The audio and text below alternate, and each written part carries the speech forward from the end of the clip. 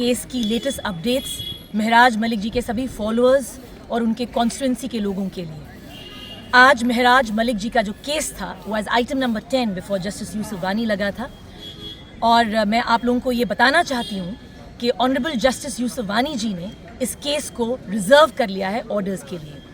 आज इस केस में senior additional advocate general state की मैडम मोनिका कोहली जी ने बहस करी। उन्होंने अपने कुछ पॉइंट्स जो रिबटल में थे उन्होंने वो रखे। अब उचित और अनुचित का जो विवेक है वो हम माननीय न्यायपालिका पे छोड़ देंगे।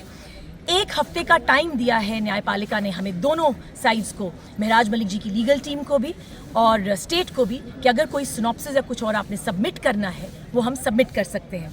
देखिए, बहुत ही लंबा और कठिन सफ़र रहा, मगर मैं हमेशा कहती आई हूँ कि इस रात की सुबह ज़रूर होगी। महराज मलिक जी के फॉलोअर्स, उनके चाहने वालों के लिए, आम आदमी पार्टी के सपोर्टर्स के लिए मेरा एक स्पेशल मैसेज रहेगा। इस इंतज़ार के दौरान आप प्लीज़ शांत रहें और पॉजिटिव रहें। धन्यवाद। जिन लोगों ने हमें लेट ज्वाइन किया है, मैं एक ही अपडेट फिर से रिपीट करूंगी। I will reiterate that the case has been reserved for orders. आपका बहुत बहुत धन्यवाद। फाइनली एमएलए महराज मलिक का केस उस स्टेज पर पहुंचा जिसका आपको और हम सबको बेसब्री से इंतजार था। अब सब लोग जानते हैं कि 8 सितंबर 2025 को एमएलए महराज मलिक को पीएसए में बुक कर लिया गया था।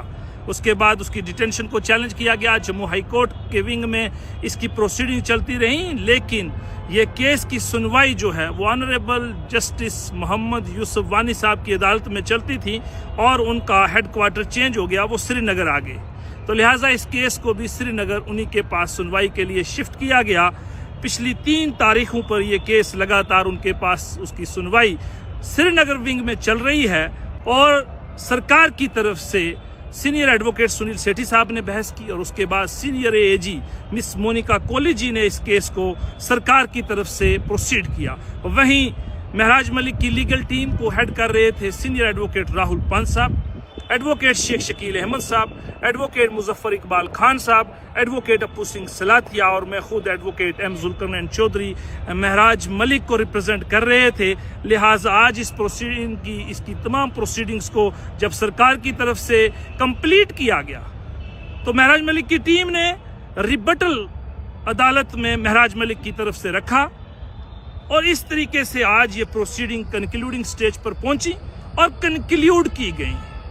अब जज साहब इसका फैसला लिखेंगे और वो फैसला, जो भी फैसला होगा, वो आप सबके साथ शेयर किया जाएगा। फैसले का हमें और आप सबको इंतजार रहेगा।